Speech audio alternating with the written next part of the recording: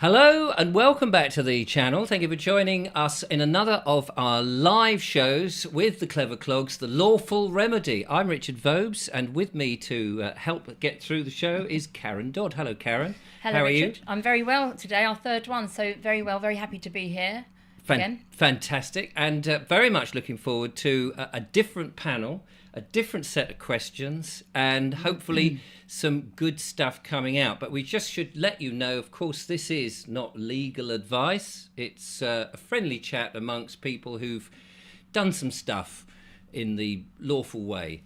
Is that what you say? Yeah, is I that a think good way of that's putting right. it? I know you always say it's entertainment, but I think some good information comes out. It is very entertaining. Yes. Because you are an entertainer and you're Well, very that's funny. very kind. And we all love you. And yeah, but it is, we have got people that, I don't know if we can use the word expert these days, but they know their stuff. Yes. I'm only saying that just so that in case people go and they just take something and then, whatever happens, we're just indemnifying ourselves that... and YouTube, of course, to take this as entertainment. It's lovely to see that there is large numbers of people slowly coming. Again, we had nearly 1,000 people watching by the end of the show last week. I dare say we'll have a similar thing. And I didn't actually look at the figures for the overall thing, but we had 18,000 watching for the very first one. So we're hoping to keep that up. And we'd look forward to your questions. One of the things I should say is if it would help us if you write in capital letters. I know capitalization is a thing. Write it in hieroglyphics, question, and then put your question after that. You may have to put it up a couple of times, so copy and paste it a few times so that we see it, because the chat goes it rolls so up quite fast. quickly, doesn't it? Yeah, just keep putting question, keep repeating it, and hopefully we'll get it between us for sure. Brilliant. So, Karen, will you introduce our wonderful panel? Yes, so tonight, Richard, we have, in alphabetical order, Right. allegedly Dave. Okay. Dave, hello to you. Yeah, sorry, I'm muted. Yes, hello, and good Hello. to be back. Oh, I've got to make some adjustments here to the screen. There we go. That's better. We can see. It's great to see you, Dave. How are things? All good. I've literally just got off the plane from St. Lucia and back in the cold UK. So Sorry about that. Brilliant. So that's allegedly Dave. Yeah, that's our first panelist. Then we have Mick Stott, founder of Guardians 300. Hello, Mick. Hello, Hall. Hello. Nice to see you. Although you're a little bit silhouetted there, but we can certainly see you in silhouette. Yes, in silhouette form. It's just a little bit dark. That's all, isn't That's it? all. I think so. I don't know if there's a light that maybe you can switch. That might make a difference so that people can see. Oh, it's a little bit better. Oh, there you go. Yeah. It always looks worse on my screen because when I play it back, it looks much better on people's things. But I'm sure people can see it. Anyway, nice to have you there, Mick. No, thank you. And then our third panelist is Tony Rose, who's I think quite new to what's been going on. He's again gone through the ranks, possibly through one of our other panelists. I don't know if it was Chris Coverdale. Well, he can say hello, Tony. Yeah, hello, Tony. And you'll need to unmute yourself, young fella. Good Button evening. at the bottom. Good evening to you all. Yeah, There we go. And where are you based? East Sussex. East Sussex. There we go. Down at, I'm in West Sussex. And you're normally I'm in East. I'm in East Sussex as well. Yeah, not too I'm in far. Sussex. So, Yeah, and Dave's in East Dave's Sussex. in East Sussex. Yeah. So there's an East Sussex. We've had interesting geographical positions over the last The last few 3 weeks, weeks. yeah, And definitely. what is also interesting, actually, it's interesting that we've got a couple of guys from East Sussex, but if we are going to do road shows, like you're saying, we've had people from all over the country. Yeah. And I know we've got East and West Sussex already sort of lined up as in the locations, but so we are looking for venues, and maybe the guys are happy to go to the Midlands and the North and the East Coast, over to, I don't know, Cambridge or somewhere like that. So it's great to have you all from all over the UK, basically.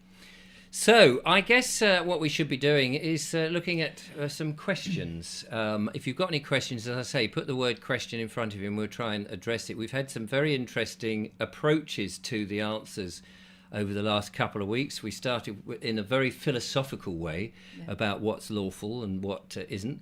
and we had some very direct advice or suggestions, should I say, last week. How are we doing? Have we got anything in so far? Yeah, we have. We've got this one here. I don't know who wants to answer it. It's a question from Deleted History. Can the experts help us retrieve the money we were tricked into placing into a pension fund before the bankers pull the plug on the economy and steal it? That's quite a big one, isn't it? Any takers on that from our panel? If you can put your hand up, then I can see who might be... and the panel is just on a little monitor here. Nobody wants to. No, okay. Not really takers, because essentially possession is 9/10 of the law. So they've got your money. So once they've got your money, getting it out of them again is is like almost impossible. Blood from a stone type situation. Pretty much. Oh, that's that's a shame. It is a shame, and I think it's I'm hearing a lot of things about putting stuff into trusts. I think we have sort of talked briefly about trusts. So, you want to secure your assets, don't you, away from your own personal being or something, or put them into the private. So I'm sure that will come up. I mean, the next question, I don't know what it is yet, so I'll just read it as it is. How do I get a trial by jury? Can I use texts, emails, audio and video as evidence? Do I need permission to record audio and video evidence? That's from Tina.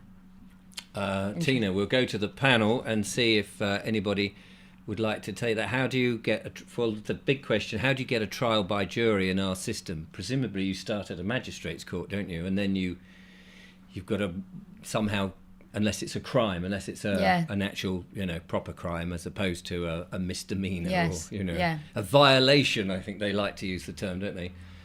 Anybody want to answer that? We've got Matt. Single? Yeah, Matt, we haven't introduced yet, actually, because Matt is actually a victim, I guess. Well done, Matt, for coming on, and we've invited you on as our guest, really, because you've just gone through the system. You have fought the case and won, so that's you're perfect to answer this, really, aren't you? Well, my own experience, and I've had several rodeos when it comes to court. I've realised, and has been explained to me, magistrates aren't really lawmen, and the magistrate's court isn't even a real court. It's a kangaroo court. So basically, if you end up in magistrates, you need to say, I want a crown court, I want a real court, I want a jury, I want to be judged by my peers. 12 people, good and true. Let's go. And you are far more likely to get a good result. And yeah. Sorry, Matt, I was going to say, is that easy to do? Will they listen to you? Well, you have a right to a trial by jury. You have a right to it. You can say, no, I am not guilty. I want a trial. I want a trial. You can demand it. It's your right. You can demand it. And then they know the cost of it, and they know the hassle of it. They're going to want to get rid of it. So it works in your favor. They try to scare you by saying, well, if it goes to a proper court, a trial, then, the judge can bring down the house on you, and you could end up in all sorts of things, and Guantanamo Bay with an orange jumpsuit, and all sorts of terrible things will happen to you. It's nonsense. You want a trial by jury. Come on, bring it on. That's what you want. Yeah. I remember Dean was talking about that, and he went through. They held him down in prison, down below the court, and then they waited 8 hours or something, and then they brought him up and got him in the middle of the night and all sorts of stuff. Yeah, it wasn't very pleasant. And he kept demanding the same thing, but he just wasn't getting it. Eventually, he did. Yeah. But it was a long-winded process. Was that your experience? Yeah, my experience was basically. They said, look, if you plead guilty at the first opportunity, then, the punishment will be far, far lighter. And I said, no, I don't want it. I'm not pleading guilty. Let's go. Trial, let's go. And then they said, well, we'll make a deal for you. We'll give you this instead. And the punishment won't be so bad. So just accept that. And, this can all go away. And I thought, well, it's not going to go away, because I'm going to have to do probably 150 hours unpaid community service with an orange jumpsuit, picking weeds out of a pond somewhere for the council. No. Let's go, trial, let's go. Dave's got his hand up. Dave, on the panel there. You want to add to this? Well, the technical terminology is to basically go, when they're trying to get you to plead, you say there is no case to answer, and if you think there is, I require an old-style verbal committal to Crown Court. Oh, that's it. An old-style verbal committal. Yep. And again, do they listen to that? Do they have to listen to that if that's the correct terminology? Well, the point is, you have to make them listen. You have to continue to ask that. Don't move on from that point, because they literally can't go any further, because you're not making a plea. You're saying there's no case to answer. Right. So would you would do that when they say, "How do you plea?" That's when you would say it. Yeah, there is no case to answer, and 9 times out of 10 there is no case to answer. If you haven't committed a crime, right, and you haven't breached a contract, right, they're the only 2 ways that they can bring a case against you. The other way is that you're their slave, and you're a property slave. So if they haven't got any of those, then there is no case to answer. No, that's really interesting, isn't it? That you say it because you believe that you have to go guilty or not guilty, and you're not told that you could say anything else. Yeah. And I think that's fascinating. If you say you're guilty or not guilty, right, you're saying not guilty. No, I agree to the jurisdiction of the court, but I plead not guilty. Or I agree to the jurisdiction of the court, but I plead guilty. It doesn't matter what you say. You're agreeing to. You're agreeing, yeah. No, yeah, they've got. It's very clever. When you say old style, Dave, what can you elaborate on that? What do you mean exactly? This is what we use this from way back, and my memory of it is a bit hazy. We use this from way back in the old free man on the land days, right? To just move it from that kangaroo court, because we knew it was a kangaroo court. So I guess it's the way it was done. It was a verbal committal. Let's take it. We can't deal with it in magistrates court. Let's go to the next step up, and that would be Crown Court with a jury. So do they have the right, they, whoever they be, have the right to keep changing the laws, or do we stick to the original laws that were put in place? Because surely things change, don't they? Else we'd all be living in caves. So laws must change as well. How do they bring in new laws that are lawful? We're not dealing with laws. We're dealing with legislation that has no power whatsoever unless you agree to it. It's like, I keep saying, it's like the Tesco's employee handbook. If you don't work for Tesco's, none of those rules and regulations apply to you. Yeah. Unless you decide I want to follow those rules, and then they apply to you. And that's quite fundamental, isn't it? Like that, it's legislation. I think we have to get that in our mindset. Yes. That we're not following the legislation. Because is it right that when we follow the legislation, it's effectively we are sort of acting, like you said with Tesco's, we are employees of UK Limited, as it were, the corporation that is the government and that jurisdiction. But actually we're not. We're just men and women going about our business, and we're nothing to do with them unless we give jurisdiction to them. Unless you confess, or deny there's any problem. So, but I just think it's worth reiterating that point. It's when they say, how do you plead? And you say, there is no, what was the word you used? There's no subject in this matter. There is no case to answer. There's no case to answer. Yeah, that's brilliant. Yeah. And I don't know if Mick's got his hand up there, so I wanted to add. Yeah, I just wanted to add that if you look even within their system, they call it a jury trial, which is not the same as trial by jury. A trial by jury wouldn't have a judge, it would have an adjudicator and a number of your peers that would be judging you accordingly. They then become the judges. So they've even pretty much distorted the terminology that goes with that. Yeah, and we sort of touched on a little bit of that last time, but I think it's always important to repeat some of these things, because there's obviously new people coming along all the time. And Coca-Cola still have to advertise all the time just to remind everybody of them, even though you'd think they don't. So I think it's very useful to repeat so that people get it really into their psyche. Well, and it's very subtle, Richard, because jurisdiction is law by the use of language, and so paying attention to language is fundamental to how you stand your ground or stand on your perspective. Right, absolutely. And there's so much, there is really so much to learn, isn't there, and take in, that's again, it's all the time. And this is what's great about having the panel, is because everybody's just can add in that extra bit. We may have heard it before, but you go, oh yeah, that bit, I can see where that goes now. So that's really good. Shall we? Yeah, and I think also on the top of that, I mean, I learn things through experience, and I think this is the opportunity for people to actually take action themselves. When they come and they ask the questions and they're getting the answers from the panels, it's time really to sort of stand up and be counted by doing the work. And there's enough information out there because, okay, the panel's great, what we're doing here is really good, but these guys are going around the country constantly and they've got, online courses and stuff. So there is so much information to be had. So, because there's so much information to learn, isn't there?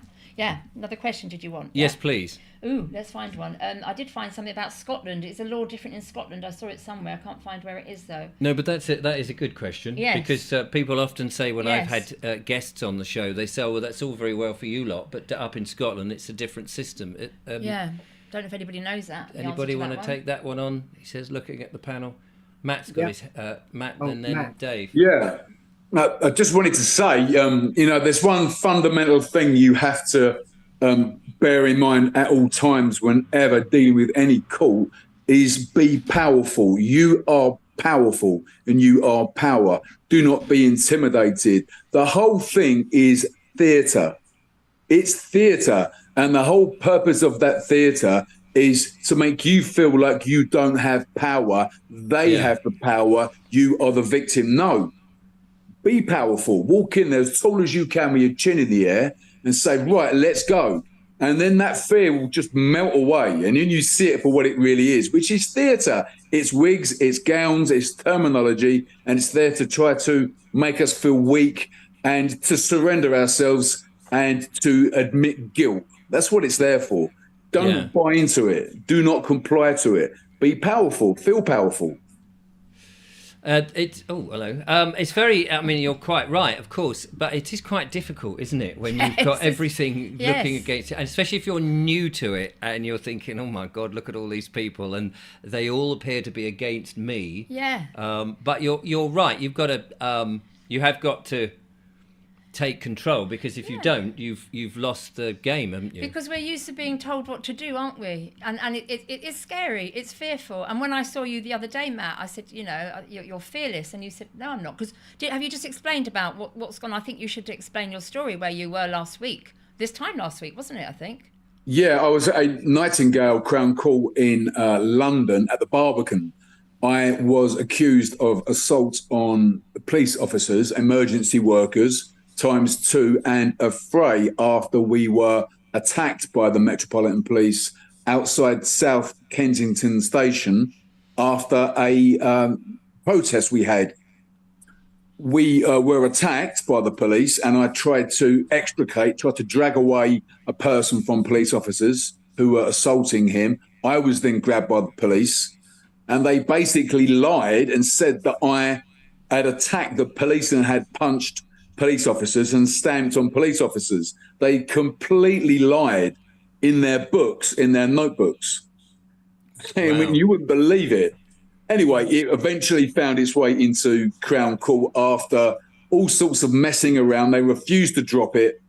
But the long and the short of it was, because I refused to admit guilt or any of the plea bargains, they eventually had no choice other than to throw it out. Right. And that was basically what happened. That compacts it down. But yeah, they lied outright in their notes. They completely and utterly lied. It was just unbelievable. I think, even I'm still reeling at the fact that the police came along and were aiding and abetting the bailiffs or the enforcement agents, I should say, who was here. 3 of them, 3 police cars. And I mean, we hear about police corruption, but I suppose when you see it and it's so bleeding obvious, you just think this, What's happened? Who do you call? Can't call Ghostbusters, Kenny's going to say. Maybe you can. Oh, well, maybe. I mean, Maybe that's the trouble. Otherwise, you end up looking at vigilantes, and we can't have that. We need a reliable police force who are actually there by consent, but doing it honourably and being constables as opposed to money collection people. I mean, I came down. I was in London this week, and just getting a late train back, and there was a young lad, probably in his 20s. We're surrounded by police. I don't know what the situation was, but there's probably 4 or 5, heavy duty policemen. It had him sort of in a corner. Yeah. That's just so intimidating. That is so frightening. It's not the old Bobby, is it? Like, hello, what's going on here then? Evening all. Jack Warner. Yeah. So, and also I think Matt's got another little invitation to go and see the guys in wigs, haven't you? When you dressed up as Father Christmas, because I remember seeing you get pulled over. At that protest, I was horrified seeing Father Christmas get arrested. Well, it was interesting because... Well, is that what happened? They arrested Father Christmas. I mean, the boys and girls, that must have been awful. Yeah, I mean, again, that was an unlawful reaction from the police, and it turned out that the protest was perfectly legal and lawful, and Louise Crefeld, bless her, she put on that, and she was given all sorts of hassle for it. That went to court, and that was thrown out. And so them coming after me was thrown out as well. But what was interesting was we have got a class action going against the Metropolitan Police for that day. And then once that had gone through, then I had a letter through from the police to say, oh, by the way, we want you in court now for breaching Coronavirus Act. So it was like a bit of you're going to take us to court, we're going to come after you again. But the whole thing got thrown out. I mean, it's an absolute joke. It really is. They were just picking on people, grabbing people, harassing people. And we'd seen it. I've done 50 protests. We've seen it time and time and time again, that slide into totalitarianism just that quickly. Just absolutely incredible to see it actually happen. And when people say, well, you go back 80 years, how did those people fall for Nazism, and how can they have not seen what was happening? Wow, we lived through it, how quickly people just clicked into that zone and became, grasses and phoning people up and calling the police, because absolutely incredible thing to live through, and I'm glad for it. Yeah, no, well, this is it. I mean, what we do have that they didn't have back in Nazi Germany is, of course, the power of getting this out on social media, internet. which is really good. Can I take us back to the question that you were looking at? I think I found it here. Yeah, we were talking about Scotland. I knew. Does anyone know, I think this is the question, it says, does anyone know if the process in Scotland is different because our council tax bill does not have our name and address in capital letters? Does that, Dave? Right, so I've actually just come back last year from doing a whole load of talks up in Scotland. It's the same system. The only thing is that they've got different names for things, like instead of bailiffs they have sheriffs and things like that. The system's the same. The legislation is slightly different. So if you're sending notices, then you have to adjust the legislation for Scotland. But essentially the whole system's the same. Right. Oh, okay. Well, that makes it easier then for all our viewers. It makes it so much easier. Yes, absolutely. Yeah, thanks very much for that. Let's move on to another question. Well, there's one here that's saying, are there any like-minded people from Cornwall? Got Scotland on the brain here. Are there any social network groups? What I would suggest is go on to the Freedom Network, which is what I set up. It's about networking people and bringing people together. Hence, we're doing this, in a certain category. So if you go onto the website, thefreedomnetwork.co.uk, there's an interactive map, and then you'll find your local hub, and hopefully they're still active. I know a lot of people have sort of given up standing in the park and doing the work that does need to be done. But if there is no hub there that's local to you, then just ping an email. It will come to me, and then I'll put you on the map, and hopefully you'll get a group of people that will join you, and you create your own tribe and do whatever you need to do, whether it's common law, whether it's growing food, educating kids. There's loads that needs to be done. Brilliant. There we go. That's that one. I notice in this month's edition. That's the word of The Light. I think they've got an article about thank goodness for Stand in the Park, which has saved a lot of people. Absolutely. Their mentality more than anything. Yeah, They've met friends and all of that. Through. And all these kind of groups are really useful, aren't they, to get people together? We felt very lonely. I know I've met so many people that were suicidal in this, and especially when a lot of us were carrying on living lives in the norm, not in the matrix, and we were just meeting and doing our thing. And then when people started to join us, grown men in tears because they thought it was the end. And that's what so many people did think. We were so put in so much fear. Don't kill your granny. And all that. It was horrific, and it's unbelievable that's happened. But as Matt said, it's a good thing. Now Dave is indicating something here. Tony's got his hand up. Oh, Tony's got his hand up. Tony. I just want to reiterate or contradict and reiterate what you've both said, because Richard, you said people aren't attending Stand in the Park so often now. Well, I do. I attend it whenever I can. And that is where, basically, I learned about common law. That was down to natural law, divine law, all right, and my divine rights. Basically, that was down to Dave, because Dave was local to where I am. And I went along to one of his talks, and he put me on the road. From that, there was other people in the Stand in the Park and a local cooperative group that attended the talks. A few of us attended the Guardian 300 police constable training, peace constable training, okay, which was set up by Mick. Dave attended the training that I was at, but it was run by another phenomenal knowledge of guy called Chad Mannion, okay, and him and Dave have been so helpful all the way along. But I came against some stumbling blocks, and I had to do a lot of research myself. So not only Stand in the Park, but there's a group called Sovereign Project, run by Pete Stone. And that has helped me no end. It has improved my knowledge. It's a great. And he runs workshops, and this is why I'm where I am today, because I did one of the courses. I'm in the throes of taking another one now. So I'm all relatively new to this. 4 years I've been into this now, which is relatively new, especially for. Blimey, I'm very, very new then, because it's only like just over a year. So I've got no reason to open my mouth about anything. However, what we need to do, and I would suggest everybody does this, is find out the difference between lawful and legal. All right, because they're two different worlds.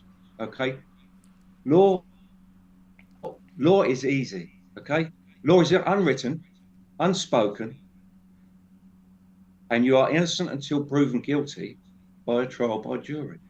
Did you say innocent? I thought you said you're handsome until proven guilty. Sorry, that was just your magnificent accent there. You're handsome until proven otherwise. Oh, that's a nice system. Richard, I'm going to have to. Richard, you're lucky. We can't all be handsome, you know. Well, I've only got one eye, so I don't really qualify. You can be handsome and innocent until proven guilty. Well, that's very true.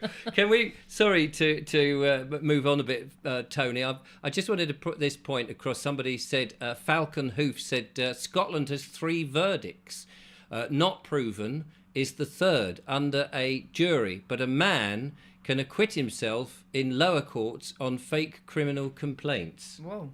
So that's an observation rather than a question. But there are more questions. Well, what about this one? Okay, interesting question. Knowing the law is systematically corrupt to the core, how would we ever expect any justice? I mean... And that is, that's the ultimate thing. We can play our game, as it were, or try and play chess. But if they're just that corrupt, what do we do? Matt wants to say. Matt. Yeah, it's entirely arbitrary. It really is. I mean, how can they say that it is justice if you don't blink and they blink first and you walk away? It's an absolute joke. If you don't accept that offer and say, no, I want to go to trial, knowing that all it takes is one person to have a shred of doubt of your guilt, then you walk away. One interesting case some years ago, a friend of mine was in some trouble and the police were making him offers. And I said, look, don't listen to the offers. You're going to be fine. Okay. They are just doing this. And he said, yeah, I know, but I'll only end up with 6 months in prison if I admit to it. I said, look, there's no evidence. Okay. Don't back down now. You'll be fine. You'll be fine. And he was due in court to face this trial. And the night before, he was ironing his trousers and the phone rings and it was his solicitor to say they've dropped the case, literally the night before. Wow. So it's arbitrary. So if he had turned around and said, yes, okay, put my hands up, then he could have gone to prison. But because he refused to do it, then he walked away. So it's lunacy. You have to take it all the way and don't back down. It's the best way. Yeah, stand your ground, because it is a game of chess, really, isn't it? Totally. That's what we're doing. We're playing chess in a real life situation. This is a bit of an odd question. I don't know if I can read it, but it's coming from Premier 252. When Trump said in his inauguration, we are giving the power back to you. Did this apply to the UK as we are under military control? And I think Mick should say something about that, because Mick is ex-military. I mean, do you like that question? It's really interesting. Some of the I spent 30 years in the military, and some of the boys that I took through into the Army Physical Training Corps, one in particular who I won't name, but he's the Senior Master at Arms Army Physical Training Corps. And of course, when I talk to these guys, I'm very mindful that they don't know what I do in terms of the Guardians 300, but I know the world quite intimately. And you'd be amazed how blind that world really is. The whole when somebody says that the military are controlling us, I don't get that. I don't get that on any level. Right. I think key members of the military are as blind as some of the public.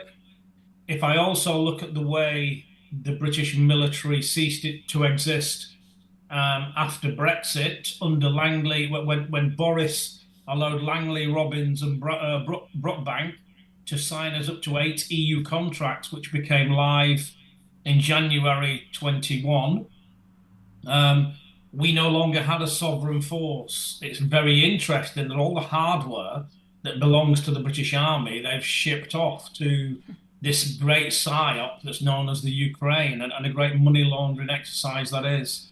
So when somebody says that the British, that the army are in control of us, I don't agree with that on any level. Can I also ask you, Mick, because there's a lot of fear, a lot of questioning with the people that are coming in on the rubber dinghies, and there's not many sort of women and children that are these refugees, they're sort of men of a certain age. There are rumours saying, well, an army's being created by these refugees. What's your opinion of that? Well, it takes a lot more to train someone as a soldier than just to recruit them and put them in a hotel. And in reality, if they were really assets and you wanted to treat them as assets, you'd put them somewhere more private. And you would also train them so that they're fit for purpose. I think they're capable of creating a lot more hassle untrained. And I think that if somebody incentivizes them to do their bidding at the level of creating an unlawful situation or anarchy, they'd be better untrained. So I can assure you, having done some op stuff with Gurkhas, you would assume, because Gurkhas are a very professional force, that all of that would run quite smoothly. Never does, because there's quite a difference in language. And you would also assume that when you decide to make something happen, that it's the command and control structure, that it all goes well. And that's not the case. This is why I think if you look at what the governments have done, by putting in place almost eyes and ears with common purpose, that has been one of the tools they've used to monitor everything as finely as they have. Command and control is not easy when you're talking global initiatives. Not easy at all. No, I can imagine, actually. Actually, what you say there is very reassuring, I think, to a lot of people, because people have been thinking that this is an army in waiting, that should we go down to martial law for whatever reason, that they'll be out there, but the only one prepared to shoot the rubber bullets or real bullets, whatever. And the Kalergi plan, Richard, if people look at the Kalergi plan, it shows you why they are doing a number of things. But for me, what's happening with this influx of people, it's to create identity politics, and for us to go into combat and create this smoke and mirrors, so it keeps everyone busy with the smoke and mirrors. If you create inequality and it's public, that's naturally going to make some people fed up. Meanwhile, back at the ranch, they're sneaking in their systems that are designed to execute a level of control that people will find it hard to get out of, in the form of CBDC and such. Yeah. And the Kalergi plan, I mean, can you say a little bit about that? Because I know it's about diluting, certain cultures or people or individuals or, countries. Well, and of course, I know that Dave's shaking his head. And I love different perspectives, Dave. That's what it's all about, mate, because ultimately it's about sharing our experience and what we've learned. And for me, what I'm seeing unfold is just that, the dilution of culture. Now, the thing is, if you came at this from a spiritual perspective, and there's a lot of spiritual people in the movement, they really wouldn't bother whether we were mixing cultures. I mean, what difference does it make whether you're black, white, yellow, or red?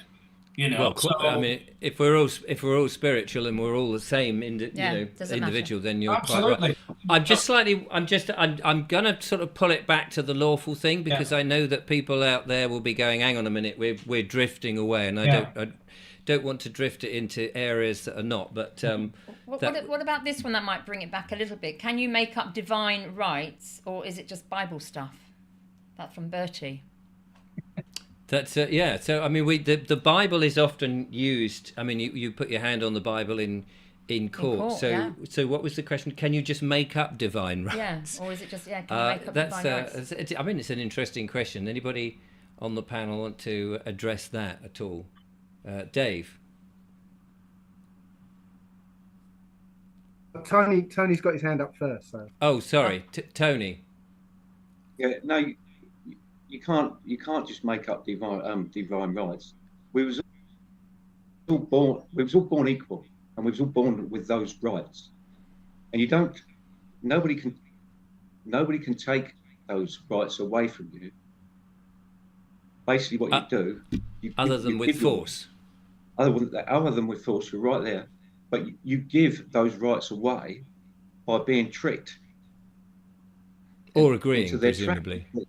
Tricks and traps. Yeah. That's why you need to know in law, and law and legally is completely two different worlds. Okay. Under law, we are all equal. No one is above you in law, and no one has authority over you. So you are your own law, you are your own court, and you are your own authority. And you've got two choices. You're either a sovereign or a slave. Okay, and that's what it boils down to. Yeah, I was just going to come in. I mean, that's take your rights back. Yeah, all I was going to say is I wish the other side would appreciate that, because they don't seem to, Yeah, sounds because that seems to be the big problem, is that the legal side do not seem to accept, or at least not publicly. Maybe they do privately, and they get that that's how it's set up, but they certainly trump or try to trump all that with their rules and regulations and keep us in their jurisdiction. But yeah. In my own personal opinion, Richard, they are starting to realise that, because there's more and more people now becoming aware of the corruption and the fraud that legislation puts upon us. Yes. And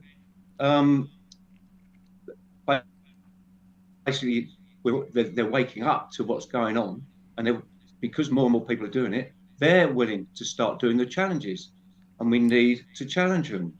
Dave wants to add to that. Dave? What you got to understand about this system is that and I say this a lot, it's like when you take your clothes back to a shop and you haven't got the receipt, there'll be a guy on the desk who will say, sorry, you can't do that. And 9 out of 10 people are going to turn around and go, okay, and go home. But that one person who stands there and says, get the manager out here. Yeah. The manager is going to, just say, well, we can't, it's store policy, we can't really do it. But eventually we'll say, you know what, just for you, just this once, we're going to let you do it. The point is, he has to. It's the law. He has to do it, right? But it makes good business sense to lie to people, right? Because 9 out of 10 people are going to accept the lie, right? And then when you get through to the manager, he will try and lie to you as well. But eventually he'll let you, access your rights as such, right? But he'll do it in such a way that doesn't admit that you were right. And the whole system is like that. So if you start challenging the system, you're going to hit the guy on the desk who'll say, no, that's wrong. You can't do that.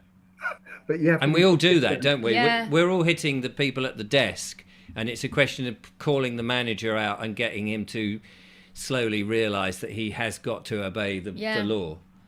And then they'll say, oh, as an act of kindness or of an act of goodwill, we'll take the clothes back. And you think, oh, okay, thank you very much. Yeah. But like you say... As if they were in control all the time. Exactly. No, it's a very good point, Dave. Very good way of explaining that.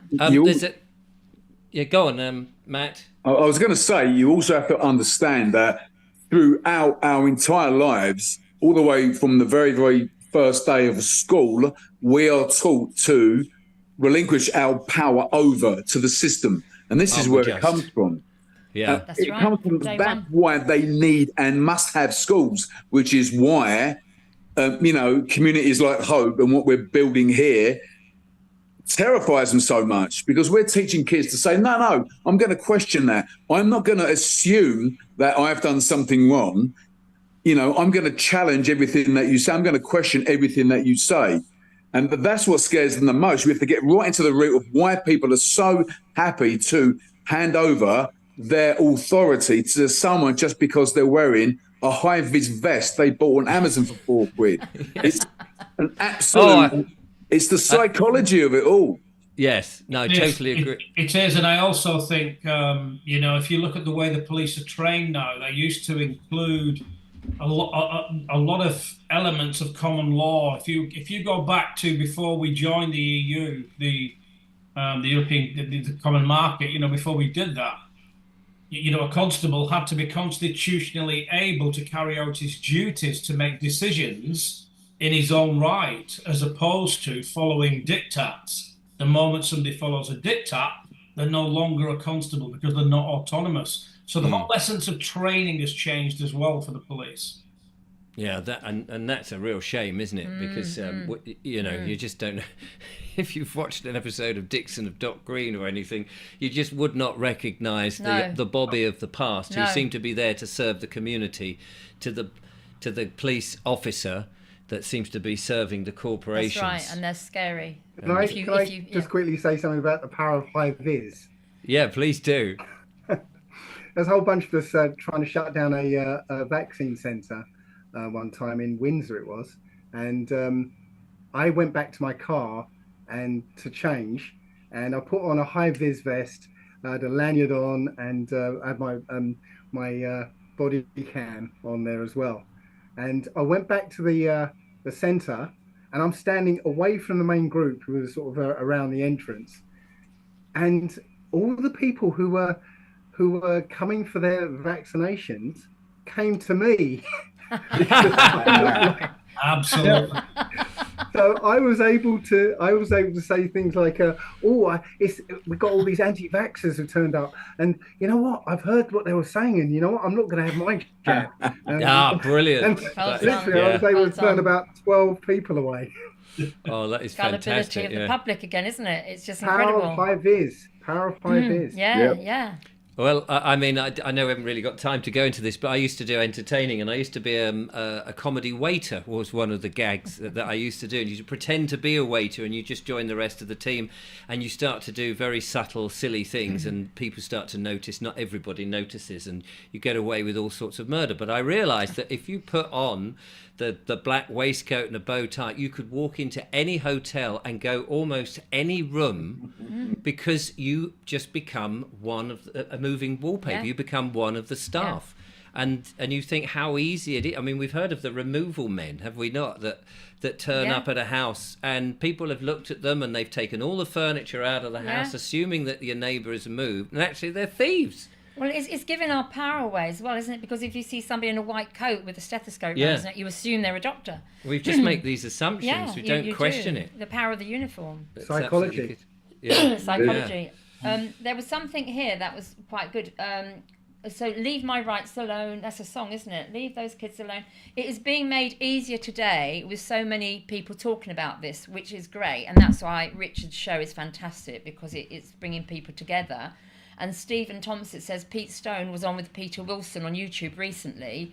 We need to start collaborating. Well, this is kind of what we're doing here in the Lawful Remedy with the Clever Clogs. And Pete Stone actually and Pete Wilson are coming on in a couple of weeks with Callie Spells to bring a bit of glamour, because it's all male dominated at the moment, which is great. We love the men. Thank you for doing that. But there's not many women that I know of that'll stand up. There's Callie, and there's another lady that's coming on as well who wants to be anonymous. So for the viewers, that's what we're doing, isn't it? We're getting information out. You guys are coming, spreading the word in your very individual way, which is great. Because I thought when we were going to do this, it would be a bit like herding kittens, because everybody has got their own way of doing it, which is fantastic, because you're all autonomous and you've got different opinions, but we're sharing the knowledge and you're doing brilliant jobs. Absolutely. It's good to see Can I say Stan. something about that, Karen? One of the things that we were very aware of very quickly with the Guardians 300 is that if you stay centralised, a lot of people call for this centralisation. And actually, if you look at what Dave's doing and you look at what all these other guys are doing, what you're doing is you're creating 1,000 different fronts, which is much more difficult to fight than one focused front. Now, the only time you need momentum is when you've got a strategy that's going to work. And of course, I think as trial by jury starts to take off, which it will do, that's when you need the momentum and to support the strategy. So centralisation for me is often a weakness. If you look at the French resistance, they didn't use a central force. 3 people knew 3 people, but never met anyone else. So they could never be discovered. And the most powerful method of war fighting that exists is guerrilla warfare. And I suppose that is quite true in the dark forces that are doing their thing. People they're on the need to know basis, because those people who are spraying the skies are all told, well, it's very important for the planet, and they go, oh yeah, no, okay, but they obviously don't know the bigger story, and you're not going to tell them the whole lot. So you can see how it works for them. And I think The Art of War is... I've got the book, I've not read it, but The Art of War, I'm told, is a very good book. Do you know it is illegal now to have a book and not actually read it? No. Oh, we have to burn them all. Because we've all got books, and it's like, oh yes, I've got that book. So I've not read it. But I think it's good. I'm sure some of you guys have read it. Have you not read The Art of War? I've read bits of it. Dave is nodding. Yeah, well, I'm told it's a very good book because of the strategy behind it, like you say, because it's not one battle, is it? It's lots of little battles all coming together, autonomous groups. Yeah. I just want to recognise that Stan McDonald is out there. Hello, Stan. He's been on the show, disappeared for a long time. Yes. He had a few personal things to deal with. And he says, in Canada, the courts do not follow the statutes, and short of paying them more to appeal at it, how do we hold the courts and all the people accountable? So I think he's just saying that there's a lot of corruption there, and you have to... I think that's what he's saying. But he's coming back on the show. A lot of people were very... last week they were asking about him, weren't they? Stan McDonald. He's the guy who, on the show, said basically Canada doesn't exist legally. The legal thing, yeah. Well, I mean, what they're going through, the Canadians, what they have gone through with their leader. So that's that. Yeah. Any more questions? Yeah, you could even answer this one now, Richard, because this is our third week. So, Richard, This is from RS. Question: Can bailiffs enter your home with a liability order without your permission? Of course they can. They can just knock it down. They come Make a in cup and of tea. put the telly on. No, of course not. The swines. Best thing to do is not answer the door, really. Oh. That would be it. But, hang on. Any other comments on that, We've guys? got the team. Panel? The team. Dave. Yeah. Well, there was the recent case. I think you covered it, Richard, at one point. Leighton versus Bristow and Suter. Yes. Which basically said that unless you have a written liability order to back up what you're doing, you've got no basis upon which to stand. So to prevent them from even coming to your house, is you essentially just send them a notice and quoting that, and they have to abide by it. Because whether they will or not is they may just try and, because they seem to go after the low-hanging fruit, the most vulnerable people in society, and so because of that, if you're an elderly person who's unlikely to know the law, and they'll just come and intimidate and take a chance, really. And I think they like to share that because, again, that's fear-mongering, isn't it? It's like, if you misbehave, this is what's going to happen to you. But the lady that was evicted, I'm sure we all know the story, the lady with in Kent, was it Maidstone, that had the cancer. Oh yeah. So she's back in. So there was a bunch of people that assisted to put her back in her home. And I didn't realise this, but apparently when they do evict you, then they put security guards in the home with dogs. So you don't go back in? Yeah. So or to protect the property. But from previous owners. From previous, people dying of cancer. And she fully owned her house, which was amazing. She owned anyway. Along with the liability order, written liability order, they also need an novation agreement as well. A what agreement? A novation agreement. A novation. A novation agreement, yeah. Right. What's a that? I've not heard of that. Yeah, that's a new one. I've never seen one as yet. It looks like I might have to demand one very soon with enforcement officers. Are you in a perilous? Oh, are you? Yeah, but this is against a motoring offence or an alleged motoring offence, which they've got no evidence whatsoever. They've certainly not looked at the policy officer's video because they've not even asked me for my side of the story, and they've just put a charge on me. But again, all their documentation has been sent to me with my name spelt wrong, so it's not. It's not even you. And it's unlawful for me to open somebody else's mail. It's a crime. It can be considered wrong if I open someone else's mail. So that's a good point. So you don't just do nothing about it. You can put a sticker on the envelope, addressee not recognised, return to send. And there's lots of different issues with lawful mail, etc., etc. But if you haven't received any documentation or anything, how can you pay a fine? How can you do this? And the other thing is when they send these fines and forfeitures, put them on you and send them to you, none of it is ever signed, or there's no name and there's no signature on the document, which basically is junk mail. Yeah, because it could be any. I mean, if no one's got liability for sending you a letter, you don't know who it's from. You don't know if it's legit or not. Yeah, you can't. What can you do? The reason they do that, Richard, is because none of them want to be held liable. No, I'm sure they don't. And the more times that we can put people personally liable, for these offences or for the claims that they're making, so that if it goes pear-shaped from their point of view, they all pay out. That would be ideal. Again, that's knowing that the legal system is all on commerce. It's all about commerce. They're all corporate. They're all corporations, corporate entities, money-making businesses. A corporation is just a piece of paper. So how can a piece of paper put a charge on you? Tina Henschel's asking a question here. Is a notice the best way to address our own problems lawfully? For example, evicting a tenant from land, or following international sabotage to property by tenant, or following intentional. Not international, I beg your pardon. That's I've only got one eye. Isn't notice the best way to address our own problems lawfully, e.g. evicting a tenant from land or following intentional sabotage to property by a tenant? There, you said that so much better than I did. Only because you said it first, so it was easier for me, wasn't it? Who would like to answer that? Tony? So if there's a contract and they've breached the contract, then you can do it lawfully through breach of contract, okay? Because basically a contract would be between the landowner and who's ever on it. If they've gone on your land unlawfully, then you have every right to kick them off anyway, to get rid of them. So notices are a good form to use. Due process, three notices, 3 letters.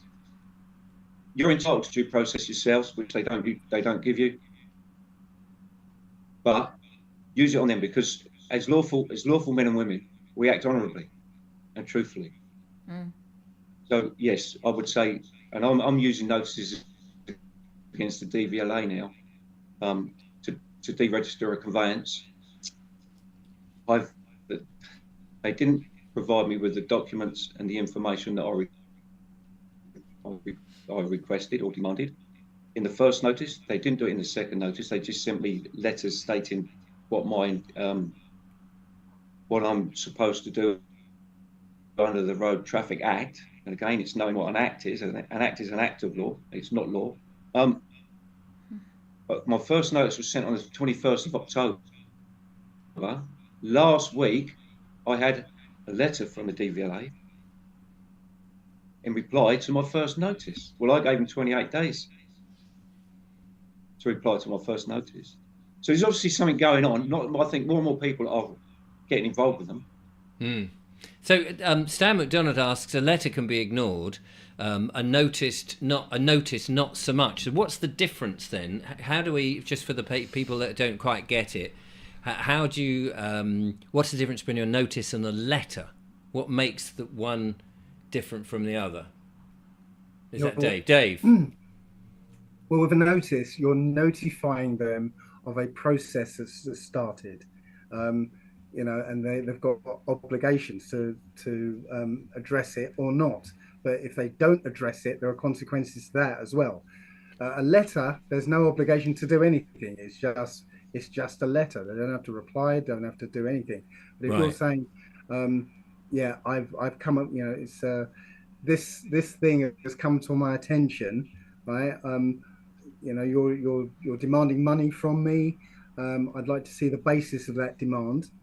You've got 30 days. We've got 7 days to provide me with evidence of that you can demand money from me. If you fail to, these are the consequences. So now they've been notified. They're under a duty to respond. Right. Now that's very clear. Thank you very much. Yeah, that is clear, isn't it? And do you put notice on the top of the letter just so that it makes it clear, or does it in big bold letters? In big bold letters, yes. And if so it demands action, doesn't it, basically? And if they don't reply, respond, or do something, then what? Well, it comes down to whatever you put as the consequences. It's like if you're dealing with council tax, if you fail to respond, it will be deemed to mean that there is no obligation for me to pay council tax. Right. Yeah. Easy peasy, isn't it, when you explain it like that? Yeah, like it. I've upset somebody here. Oh dear. Yeah, sorry. Zen says it shouldn't be about men or women, it's about expertise, which I totally agree. It is about expertise, but it's lovely that women are stepping up. But then somebody said most of us women are at home schooling and trying to stay out of the limelight. So sorry if I've upset any men or women out there. It is about expertise, but it is just nice to have some other women on board. So I was thinking it's better to be in the limelight rather than under the LED lights, because LED lights are not as good. Whereas limelight, the original old limelight was probably a bit better. Arc light. I was going to say, yeah. I was going to say, in terms of limelight, once again, they try to make us fearful of being recognised to have a face. No, you've got a face. You were born with a face and with a name. Use it. Don't be scared. Don't be fearful. Oh, my God, I have to hide underneath the parapet. No, you can, jump over the parapet and stand there and say, look, I am a sovereign human being. I know my rights. I'm standing in my light and in my truth. Let's go. And once again, the fear will go. They want us to be curtailed and to be fearful and to be crouching down. No, stand up to your full height and stand in your truth. That's where your power is. You are powerful. You are a powerful human being. And that's whether you're a man or a woman, or if you identify as anything, really. It doesn't matter. It doesn't matter. No, exactly. Yeah. No, it's easy to say that. It's easy to say that if you haven't never, if you've done it already. But if you've never taken a stand against anything, right? That first hurdle is the big one. Right? Yes, massive. But once you've done it, the fear goes. Right. Yeah. But it's just a question of realizing that this is a game. This is a game. None of this stuff out here is important. What's really important is your relationships with people, real people, right? All this paperwork, all this government diktats, all this, none of it's important, right? Play it as a game and enjoy playing. Yeah. And I think that's why what we're doing here, Richard and I and you guys coming on the panel, is about hopefully supporting people to stand up in their sovereignty and stand up and be counted.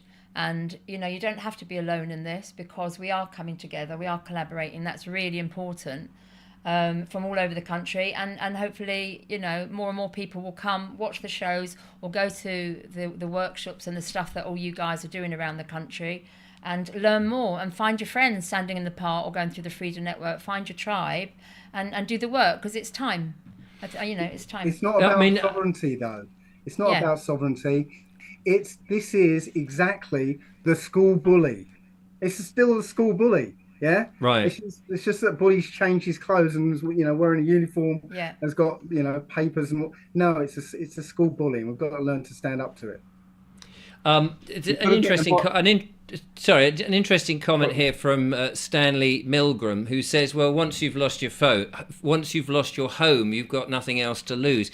And I think people do worry about engaging in this, especially if they're not fully prepared. Yeah. And you have really got to know your stuff, because it is, I think, very easy to watch something like this and think, oh, I've just listened to allegedly Dave or to Mick or whoever, and just think, oh, right, okay, that's all I do. And then when that hasn't quite gone the way that you expect it to go, oh, God, what do I do? And then they're sort of weak and vulnerable and falling into that trap. Would you guys agree? Or I think Dave? It's really interesting what Dave says, in so much that one of the things that really stuck out to me was, when we took people out of quarantine in the Holiday Inn with myself and Suck, we actually went in and showed them a peace constable card, and they clearly misinterpreted that and sent us over to the VIP parking area so we could get people out.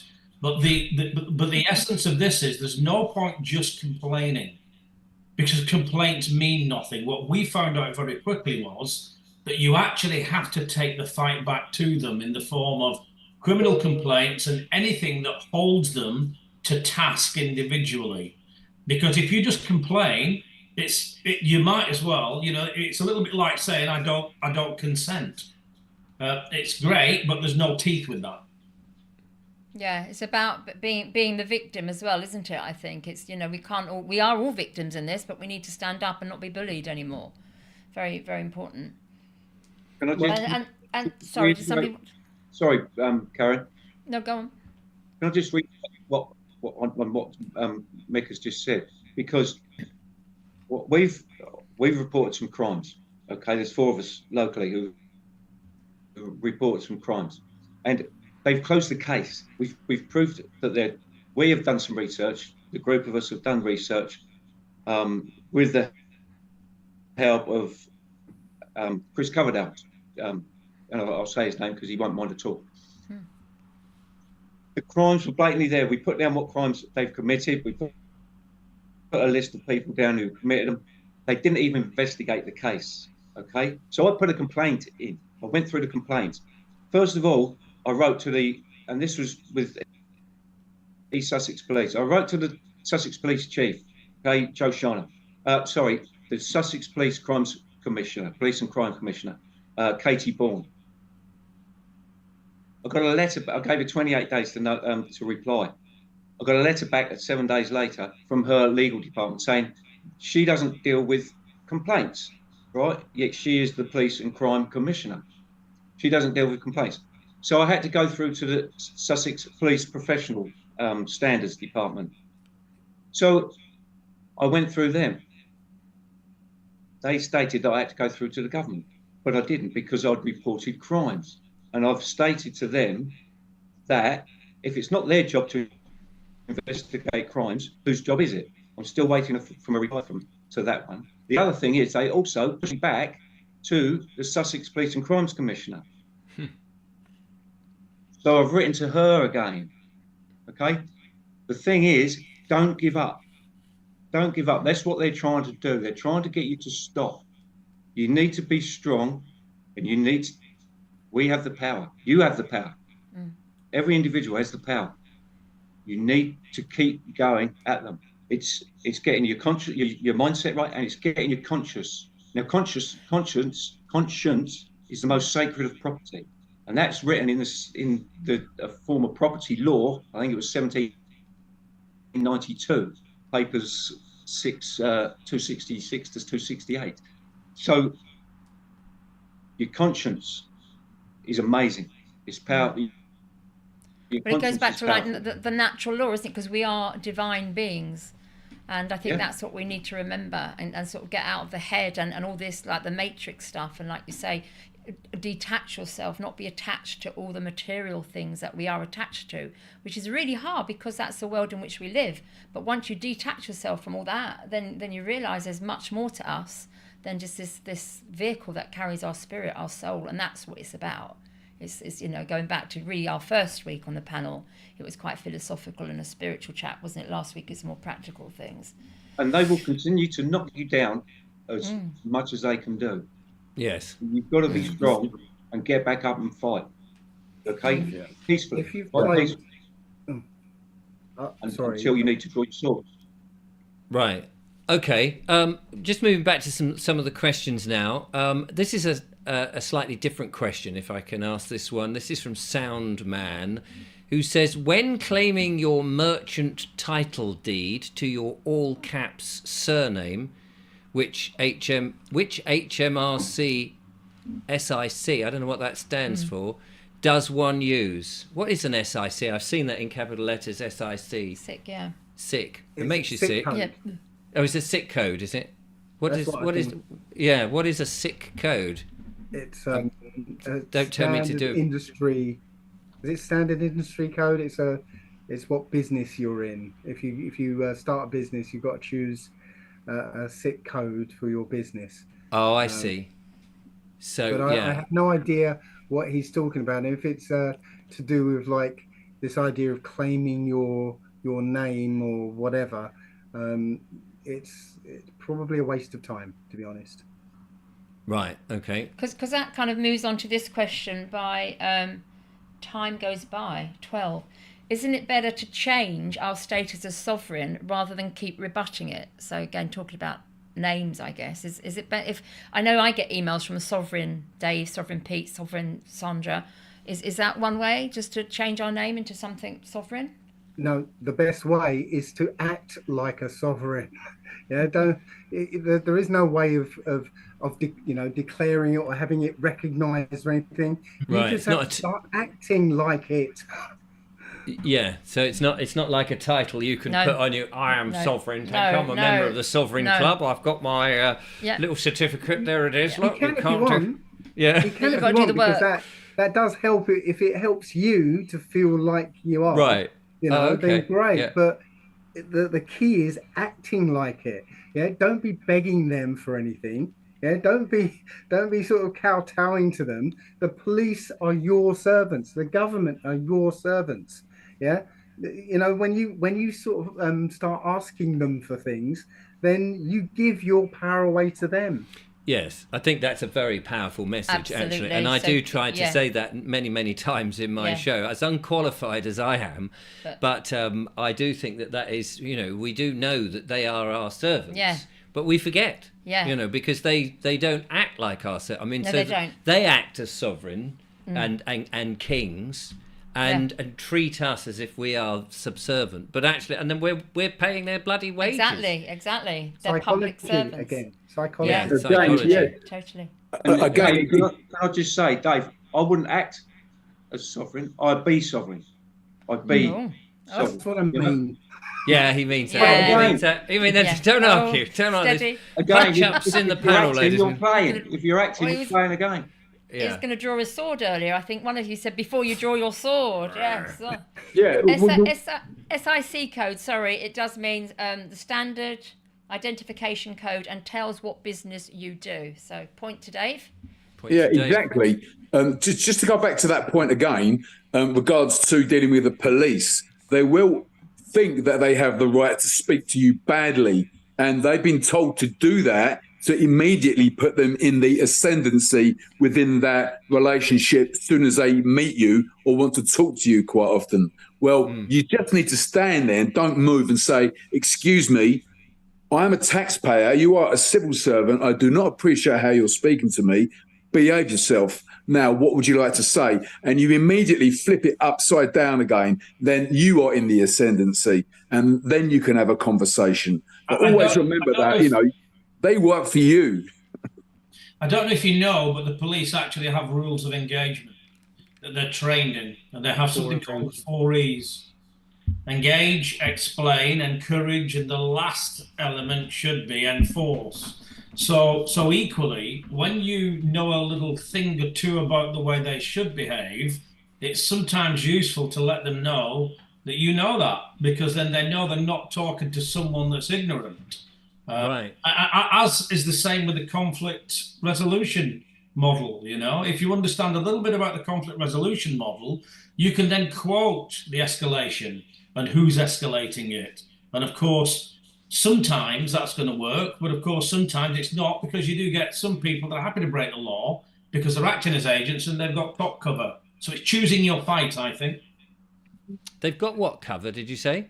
They might have top cover. So for instance, if they have a brief before they go out on the ground, they're no longer constables because they are following orders. A constable can't follow orders.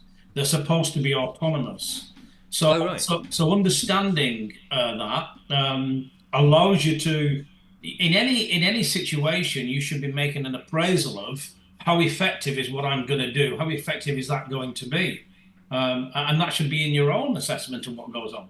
Yes. Oh, that's interesting. Dave? I was going to mention earlier on when we sort of touched on it, that when dealing with the police, right, well, as Mick said, the first thing is they have to engage with you. And there's a bit of case law that is useful to know. It's Rice versus Connolly, 1966, right, which was stated that while there may be a moral duty to speak to police, there is no legal one. So there is a video on YouTube somewhere of me when I had 4 cops try and deal with me, try and haul me away, and they came up and all I said to them was Rice versus Connolly, 1966. Every time they opened their mouth to try and talk to me, Rice versus Connolly, 1966. And that's all I said. I said it about 30 times, and eventually they just wandered away because. And they knew exactly what you were talking about. It doesn't matter if they knew or not, right? Right. No. You've got no duty to talk to them unless you've committed a crime. They've got no power over you. You've got no duty to talk to them. I think I've watched a couple of Americans that were standing there, and the police came up to talk to them. And they just started talking about cheeseburgers. And the cops couldn't get a word in their conversation, and they just wandered away. Gosh. That sounds very. And yet you hear that you shouldn't stay silent. Oh, I thought you should. You well, have the right to remain if you're silent by being silent, you're being complicit. Oh, I didn't know about that one. No, there's if in the face of an offer, if somebody makes you an offer and you stay silent, then you can be deemed to have accepted that offer. But if they're trying to engage with you, as Mick said, the first one is engage. They're trying to engage you. If you don't allow them to engage, they can't do anything. They can't go to the next E. Right. Oh, okay. Yeah. Oh, I see. That is interesting. So as you say, treat it as a game. Once you know that there are these rules, then it makes it fun. It does make it fun. Sort of fun. Kind of. If you've got your mates around you that can support you. I think that's the thing. It's having the support. Absolutely. Isn't it? If you're feeling awful and you just want to sit on the loo or throw up, or you're just so tired, or it's not so fun. That's when a sitcom. Somebody says SIC poorly. Yeah. What about this question, Richard? RS, I think we've seen that one before. Can HMRC / council put a charge on your house / deed, and how can it be removed if they do? That's a good question. Any offers? Dave?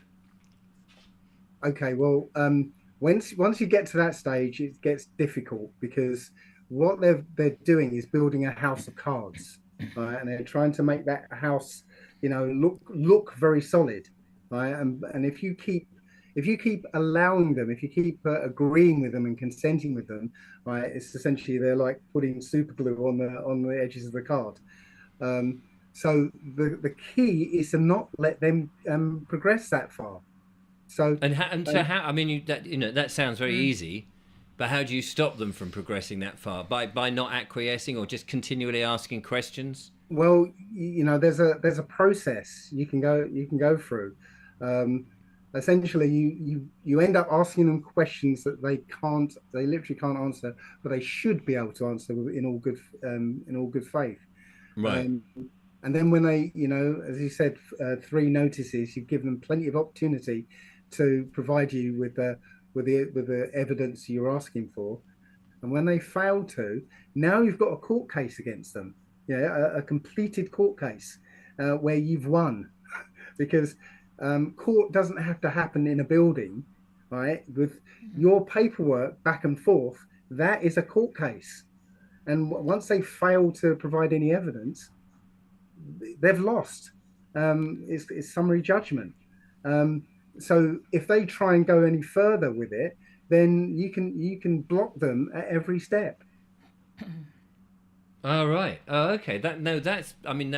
You talk so much sense, Dave, and you put it over so very clearly, which is interesting. So that 3 notices, you're asking them questions. So questions like to the HMRC about, say, your inland revenue tax. How can I pay the tax if I'm aiding and abetting terrorism and the government is doing it and sending arms to wherever? And can I also add, Richard? That yes, please do. You look at Chris Coverdale's strategy. It's pretty clever because you're not actually refusing to pay it. Right. You're creating a revocable trust, and the money goes into that trust.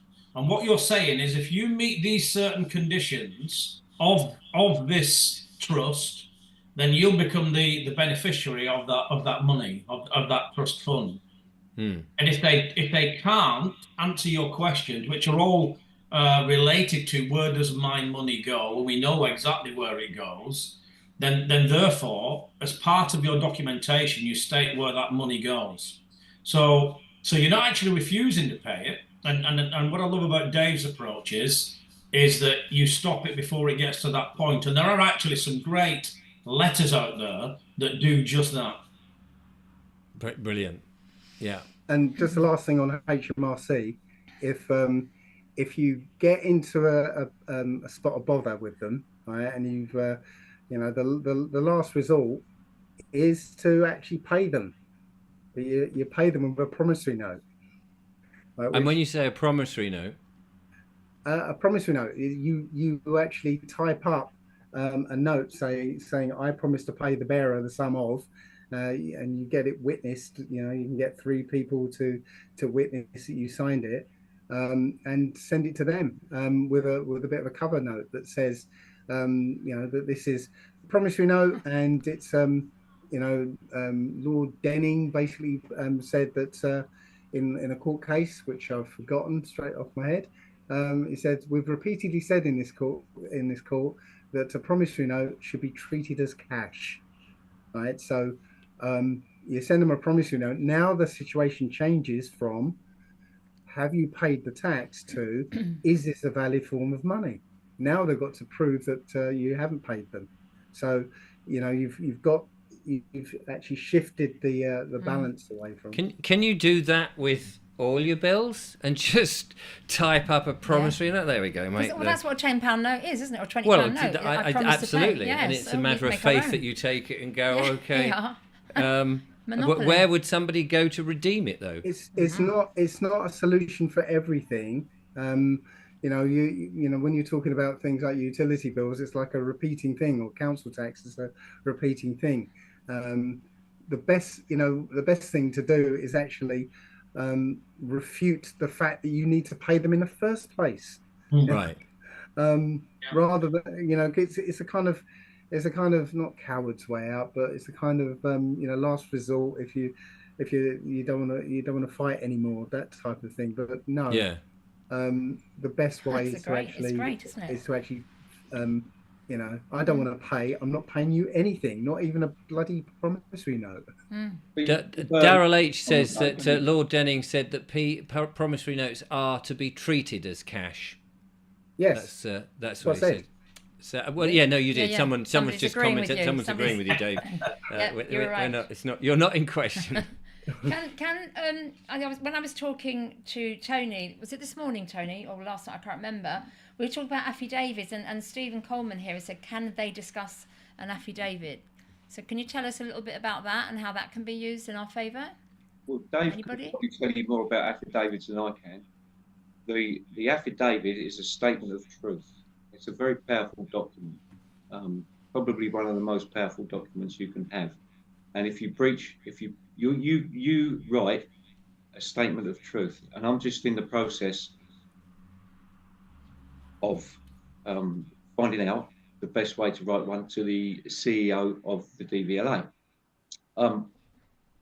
So I'm having to research it myself, and I'm doing some research myself. I've had some assistance this morning from a colleague of mine who subscribes to, I think it's LBC News or something like that, with a guy called Chris Brooks, and they are discussing different types of affidavit and different types of lien to use against all the different types of so-called so how would you use an affidavit? It's a statement of truth.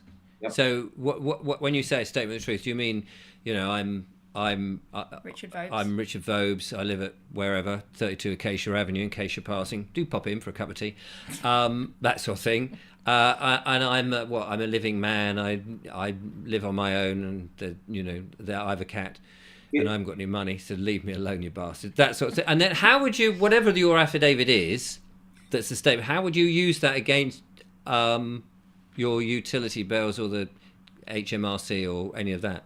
Well, I'll let Dave answer this because he probably knows more about it than I do. But just to say that my affidavit of status took me 11 months to complete. Blimey. Does your truth change around a bit? It basically takes me out. It takes me out of their. An affidavit of status takes you out of their jurisdiction and takes you out of the maritime law and puts you onto law of the land. Takes you off the law, puts you onto law of the land. But yeah, go over to Dave because Dave is far more knowledgeable. Dave, about this you've been challenged. Right. That's okay. Well, a statement, affidavit of truth, is you stating under penalty of perjury, which I thought was I thought the sentence was 25 years, but somebody said it was 7 years. But under penalty of perjury, you're swearing that what you're saying is the truth, right? And you send it out to whoever it is, whether it's a council or whoever, and they have, let's say, 40 days to rebut point by point every one of those, your statements. And if they fail to rebut any of those statements, then they become the truth in law. So that's the maxim. An unrebutted affidavit stands as truth in law. So it is very powerful, because if you send them an affidavit and they can't rebut any of it, then now that is the absolute truth. Nobody can argue with it. What if they don't know the answers? I mean, I'm still just trying to sort of work out what a statement. If you're dealing with the council, they ought to know the answers. But they may. I mean, if you said in your statement, I mean, if you're trying to be a bit clever and you're trying to catch them out, and you say, I went on holiday to Lanzarote in 1962, which actually is a year before. No, I didn't, because I wasn't born. But I mean, when you say the statement, I mean, it's obviously got to relate to the subject that you're talking about. Presumably, you can't. You're not just saying. Yeah, no, I know I'm being a bit facetious, only because some people might go, oh, I'll put these trick questions in, and if they can't rebut it, then I win, sort of thing. I don't mean to be. It's not about trick questions. Again, it's about the truth. Because again, if you're doing this under penalty of perjury, if you lie in an affidavit, you go to jail. I wasn't kind of saying that. I was just saying that you could put all sorts of truths, which would be true, but they may not know that they're true and wouldn't be able to answer them. That's what I'm saying. Obviously, if you're dealing with the council over council tax, right, all the statements of truth have to relate to that, and they have to be things, and there'll be things that if they're true, then it challenges your liability to council tax. Right? It would be things that they don't want to admit, but they should give it to you, in good faith. How would you know if it's true? I mean, let's say you were saying, it's true that there is no liability order because it's pronounced, and I'm not at the hearing, so I can't hear it being pronounced. You could say that, but then they may come back and say, actually, that's not right, and you may have got it wrong, and then you go to prison. That's why you've got to get your facts right before you do it. It's a serious thing. Okay? Right. You did a show just recently about the Ministry of Justice telling the courts that they had to, that they can't do these paper liability orders anymore. Right? Yes. But they are still pretending that they've got a paper liability order. Right? Yes. So your statement of truth can say, it is my understanding that the form for creating a paper liability order was withdrawn in 2003. Right? That's one of your statements. Right? Now they've got to rebut it and say, no, we still have the form. Right. So okay. One of you will be lying So you've got to be careful how you write that, because you said my understanding is, which is of course something that nobody could prove what your understanding is. But you're laying that understanding out. You're saying, this is what I believe to be true, right? And you've got the evidence. You should have the evidence to back it up. Yeah. Right. Here is the freedom of information from Sion Jones, I think her name was, or Sian Jones, who said, we stopped doing that in 2003, and so that would make up your, and then the truth. And they can't really get out of that, because that is true, and unless of course that freedom of information is wrong. Well, no, the fact is, freedom of information, they have to be truthful, honest, correct about what they give out to the public. And if they lie, that's a serious thing as well. If they lie on freedom of information request, then that's just as serious. So T. Crooks here, and I'm sure he asked the question last week. He said, is anyone obliged to rebut an affidavit if it isn't part of legal proceedings? So can it be rebutted? Well, what do you mean? Can it be rebutted? Because that's the question. It has to be. It has to be rebutted for them to nullify an affidavit. It has to be rebutted. If they fail to, then whatever terms and conditions you put on after it, then they apply it. It becomes a truth. Your side becomes a truth, and now that's a powerful weapon that you have against them. Right. I'm getting it. Yeah, now. That's very good. That's it takes a little bit of time to get into the old Vobes brain, but Dave, thank you for that and for tolerating really my good. idiotic questions. Can I just ask Dave a question, Dave, about affidavits? Do you have to get them notarized? Yes, you do. Okay. It is possible. You can get it notarized by three people. Three people that will sign to say that you signed it, but it's best to get it notarized. One of the things a notary can do is, and I'm still waiting for somebody to confirm this to me, but you can get the respondent to the affidavit to respond back to the notary, and when they fail to respond in 40 days, then the notary will issue a certificate of non-response, I think it is, something like that. And now that goes in your pack to say that, officially they did not respond, they did not rebut, so now this is true.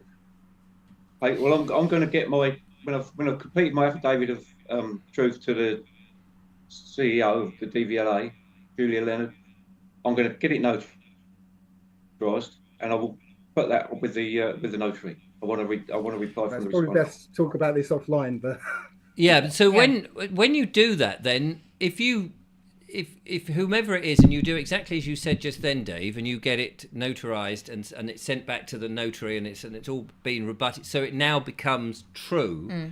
Is that document of any use to other people to say, well, according to this affidavit, this is now true? We've just proved because they didn't respond to it. Well, I mean, if you could actually take them to court on the basis of your affidavit.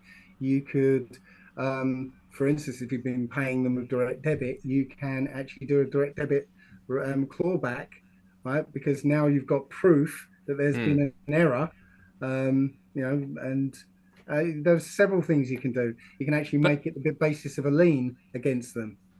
But I suppose my point was, if one person does it and you say it's council tax just for the sake of argument, and within that affidavit and the backwards and forwards, and it's been proved by the notary that actually that there is no reason to be paying council tax, and it's there in that one document, cannot everybody else go, well, there's the evidence?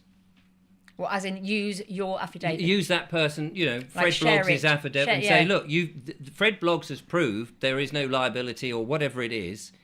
Can that now, because that then seems to be an instrument of law that's proved something, can that not now be used by everybody to say, actually, do you know what? Here's basically a court case, as you said in the paperwork. They've proved beyond all doubt, legally or lawfully, that the situation they were asking about is not what it was. So it doesn't have to be proven again. Yeah, so you don't have to. So not Keep everybody doing has to do it. Do you know? Are you understanding what I'm saying? Technically though, it is your truth. Yeah. Oh, I see. Technically, I would say everyone would have to do their own. But it could be the same, couldn't it? It could be the same affidavit. It is a really good point. It could be the same thing if we are talking about council and where the money goes, if it goes to funding war and everything. We could just do a standard affidavit here and all print one off, and get it signed by the notary. Karen, you can, but listen, don't just go downloading templates and using them. No. I know. I appreciate that, but if you've asked questions that they cannot answer, or it's proved that it is, I mean, it must surely be a statement of fact that everybody can use that. So, as we said, if the liability order actually does not exist in a printed form, and that is a fact, and somebody's put it in their affidavit, you could take that bit out and go, well, we know that's true. Yeah. We know that's true, that they can't suddenly one person can't go, oh yeah, no, that you need it. It's either true or it isn't. Yeah, because it's not a personal truth, is it? It's a statement of fact. But it is a personal truth. Oh, sorry, Dave. Sorry, it's what Dave said. You need that evidence. If you're putting something down in your state, if you're stating something, right. your affidavit. So my council tax is different to your council tax. Or my Well, yes. no, it's more like, this is my true. I know this to be true. Right. If you just use a template for somebody else, you don't know if it's true or not. Like you have to know. And the thing about templates, and this goes about every template, a template isn't for you to send to whoever it is. The template is used when you read it and understand it, and then you write in your own words what to whoever it is without changing the force of the template. Right? It's for you to understand. It's not for you to send to other people. Yeah. Got it. Yeah, because you don't. I mean, if you use a template for making a jacket, you don't use the template. You use it over a material, and you might cut it slightly differently, or so. Yeah. You're just using the template as your guide, aren't you? Yeah, and it's your guide. Yeah, it's yours. It's your guide, and you can chop and change it and go. Actually, there's these points. The power is in you understanding, not the paperwork. Yeah, right? Your belief system. Very well. Because most of it is the fact that what they're using against you is your guilty mind, right? Yeah, it's your guilty mind that they're using. And if you pick up a template but you still got the guilty mind, they're going to use their psychology on you and roll over you. Yeah. So can I just say, I haven't read it all, but Zen again, I think he asked, or she asked good questions. Instead of one person taking on the council tax, can't we all get together and do a class action against the council, rather than sue them individually? Or have you just answered that? Okay, well, the class action, well, that's again playing in their system. Right. You to do your class action, you've got to get a lawyer to do it, and then it's going to be in their system, and it's against their interests to find in favor of us, because it's a money spinner, and at the end of the day, it's not all about money. It's about keeping us down. Now, this is the only reason why there are so many taxes and all that, is to keep us working and trying to come up with money all the time and keep us in their matrix. So it's not in their interest to find for us. So, yes, we've got all the evidence, but I'll just keep it tied up for years and years and years until we lose interest. But the more of us who do it, the more powerful it will be. Totally. The more of us who don't play. Yeah, it's power. It's about non-compliance. And if enough of us stand up and say, no more, they are done. Literally, straight away. The moment we all stand up, they are finished. It's that simple. Well, I've got a group of us who are willing to issue the declaration of sovereignty in the deed of trust and the revocable notice of acceptance to the council, the local councils, as a group, but individually. Okay, so we're all doing it together, but we're doing it as individuals. Right, and there's obviously a lot of power in exactly that. And again, it's a lot of support for each of us. Well, I think that's the key thing, isn't it? Yeah. Because we all need a bit of support when you're tackling a big ogre the size of the size of the government, because they've got lots of people who've done all this before and know all the tricks. Well, and of course, the challenge that you have is where people try to apply natural law, divine law, common law, and they start to say, well, we're going to arrest an individual. And then, the first question that I always ask was, well, where are you going to take them? Who's going to support what you're doing? And of course, that system will never support it. But remember, trial by jury is also about nullification or nullifying legislation. And of course, for me, that's where it will be at its strongest initially. So trying to take an individual to task at this moment in time, one, you don't have the numbers, and two, their system will out-trump you just by its own power. So what would you say when Zen, okay, being a little bit provocative here, he says, I hate it when people say, if enough of us do it. That's so stupid, because 99.9% will not ever. So what would you say to that? Well, so I would go on, Dave. Go on, mate. I was just going to say that I've just started an initiative to be leader of the country, and and the idea is not to be a boss or anything, but to be an organizer. So one day, if I was to get a majority of people behind me, and one day I said, okay, council tax is abolished. Okay, so from now on, don't pay council tax. If they write to you, write back and say the people have declared that council tax is now abolished, right? If majority of people in the country just stop paying, now that's it. It's actually effectively abolished because they can't do anything about it, right? So I think it needs somebody to just organize that and be the one to say, okay, well, we're not paying from now. It's happening slowly.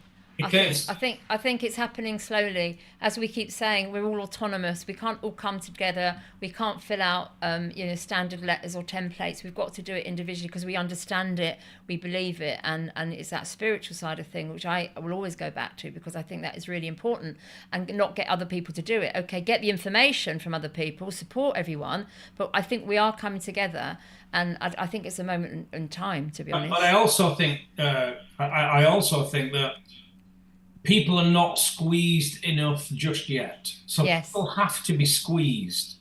It has to become personal before you're forced to do something. Now, we're Dave and us, what we're doing is once you squeeze people tightly enough, they also need something to go to that is commensurate with law and peace, because people are inherently not violent.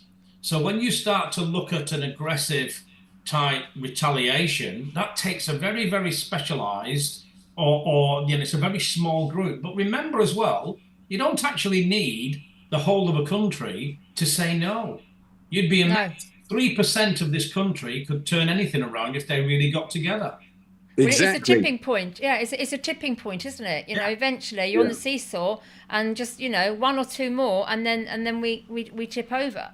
Yeah, so, well, just remember, back in 1918, the Russian Revolution, there was only a very small percentage of the population that supported it or even knew anything about it.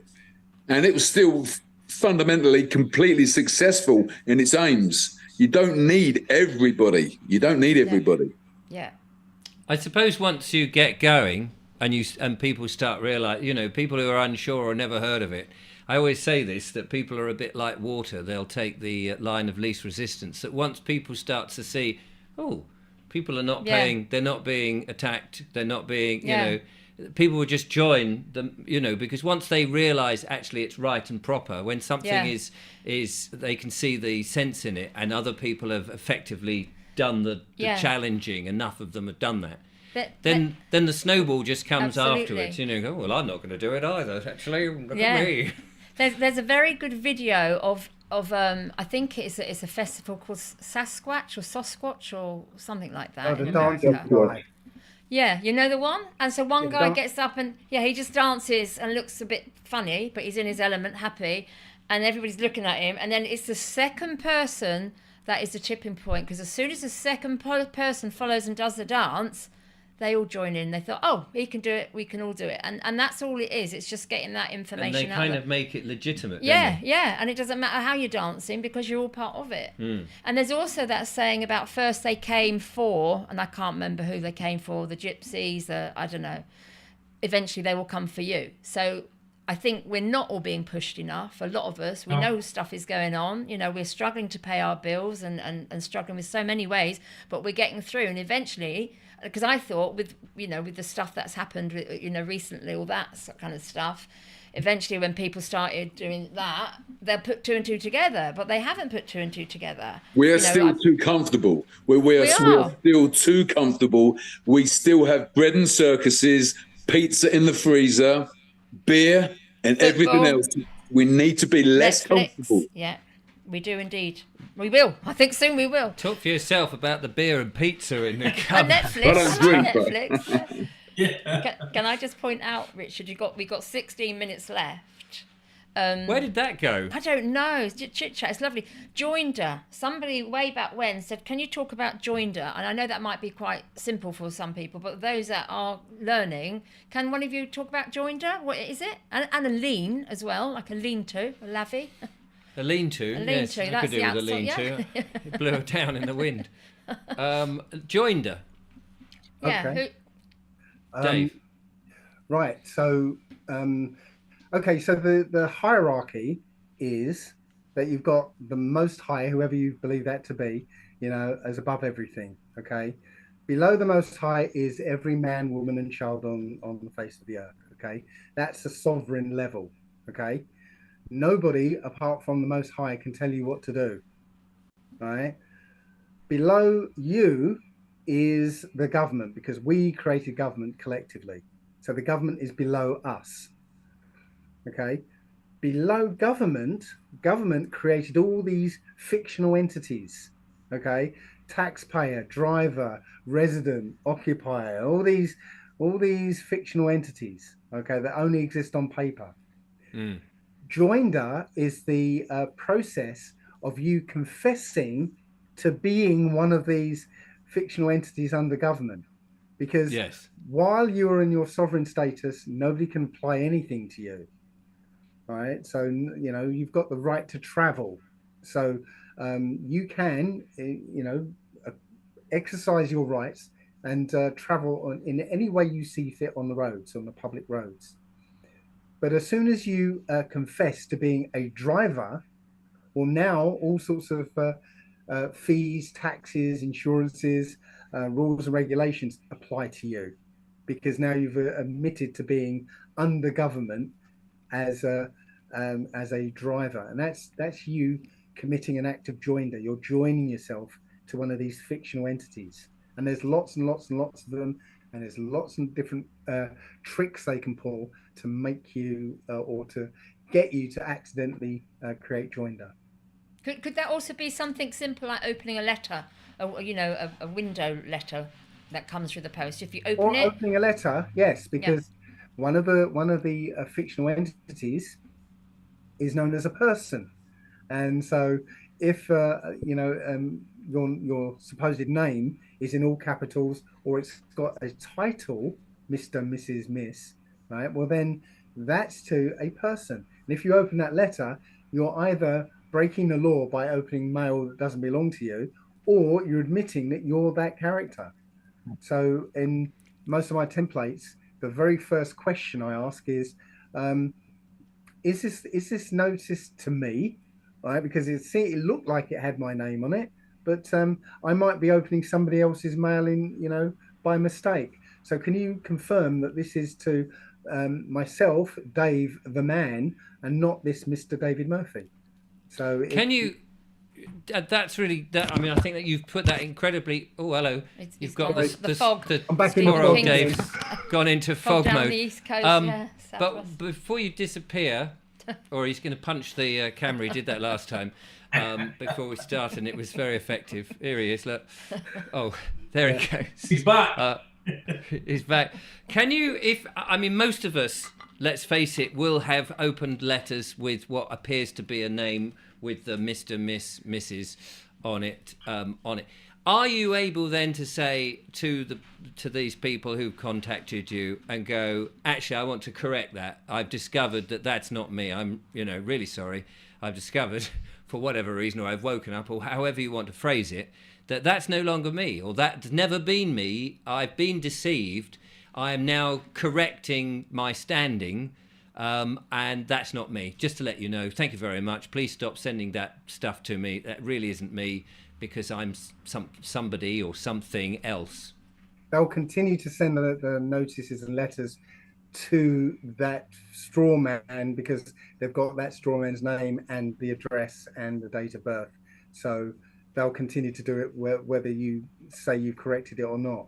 But asking that question, right? Well, first of all, it's taking you off the hook, because you're saying I may have made a mistake here, right? So please correct it for me, and now it's getting them to actually trying to get them to admit to the fraud.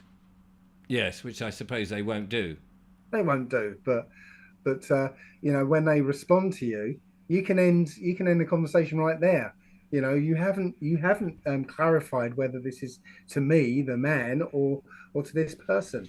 Right? I'm going to give you another chance to clarify that. Otherwise, I'm going to be burning any letter that comes to that name. Yes, but I suppose my point is simply that if you're starting afresh, you could do that because they don't know who you are right from the word go.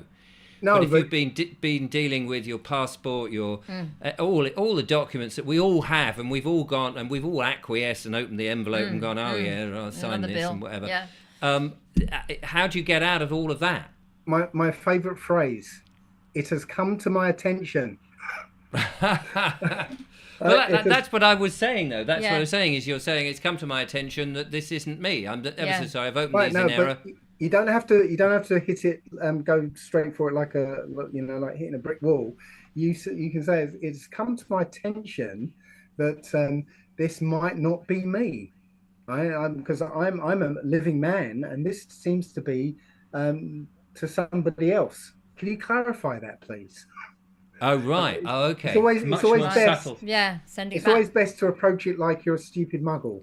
Right? Yeah. Well, that's all right. I can do that very well. And of course, what Dave has very eloquently said is that he's asking a question. The person that holds the power when it comes to joinder is the person that's answering the questions. And the most common form of that would be when the police ask you your name. That's the first thing they want. Yes. Create joinder, and that would be what most people are more familiar with, I reckon. So I mean, ultimately, if you say, I think, it's come to my attention, this might not actually be me, and they're saying, well, that's what we've got down on our computer, and you're effectively saying, oh, that's a shame. No, you're clarifying it by saying, I'm Dave, the living man. Are you addressing me? Because are you addressing? It seems to be to this Mr. David Murphy person. Yes. Straw man. Yeah, are you sure and they can't really prove it, because they can't. How do they prove it unless they say, oh well, we'll correct it and write to Dave the living man, which they won't do. They won't do, because they are trying to go through your straw man. So again, it's a question of asking them questions that they should be able to give you, right, if they're being honest, right? But they won't, because it gives the game away. And Stephen Moore here says about case law, Adams versus Lindsell, 1818. Postal contract offer and acceptance, when the post comes in, if it's not rebutted in 72 hours, then you've accepted the offer, whether that's council tax, gas, water, electric. Section 92 BOE. So you have 72 hours. If you're on holiday, how can you do that? Don't go on holiday. Sit by your post box in case a letter comes to. That it is a ridiculous. That can't be. Well, that apparently case law. It is. Adams it is standard Lindsell. business. It's standard business practice. 72 hours, 3 days. Oh, I see. Which is why I say whenever you get any of this stuff, you send it back to them. You make a copy of your records. You send it back to them. Right, with your notices, right? Because so you open it though. You open it. Open it, but you can take a copy, right? Take a copy and then. But you've just acquiesced then, haven't you? You've just given them joinder. Yeah, that's what I mean. This is where it gets all very confusing. That's right. If you've opened it, then again, first question: is this to me, the man, or is it to this legal fiction? It has come to my attention because I've opened a letter that this isn't for me, so have it back. But why did you open it? If it's not sure. To you, then it looked like my name. Right. But I might have opened this by mistake. By mistake. Can you prove to me this is to me the man, or is it to this person? Otherwise, I'll have to make an apology to Mr. David Murphy. Yeah. It's a bit of fun in there. When you get over the fear, there's a little bit of fun in this, isn't there? When you know, because when you're sending it back to these clerks or officers, most of them are clueless anyway, because they're part of the system, and I think we have to understand that and not dislike them and hate them intensely, because half of them don't know what they're doing, although a lot of them, if they put a uniform on, they can get a little bit, assertive. But I think that needs to come into it, what we're doing here, because I know when one of the guys on the panel is saying, we've got to be kind to these people because they are not educated.